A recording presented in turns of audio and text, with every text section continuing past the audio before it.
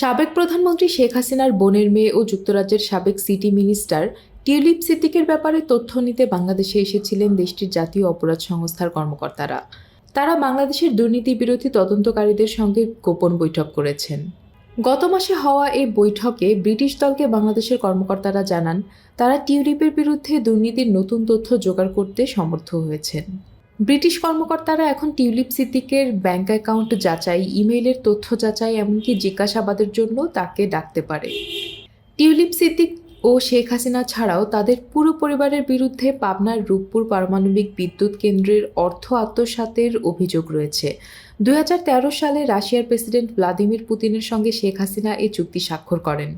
তখন সেখানে উপস্থিত ছিলেন টিউলিপ সিদ্দিকীও।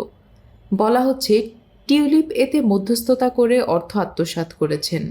বাংলাদেশের একটি সূত্র সংবাদ মাধ্যমটিকে জানিয়েছে, ব্রিটিশ দলটি ব্রিটেনে বাংলাদেশি কর্মকর্তাদের দ্বারা টিউলিপ সিদ্দিকের বিরুদ্ধে অভ্যন্তরীণ চুক্তির মাধ্যমে তদন্ত করার প্রস্তাব দিয়েছেন।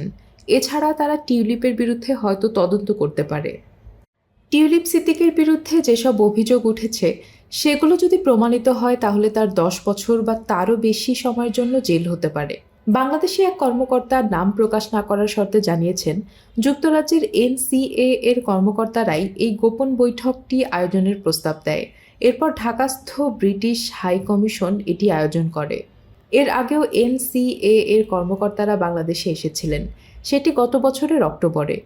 সেবার তারা কথা দিয়ে গিয়েছিলেন, বাংলাদেশ থেকে যেসব অর্থ পাচার করা হয়েছে সেগুলো ফেরত দিতে তারা সহায়তা করবেন।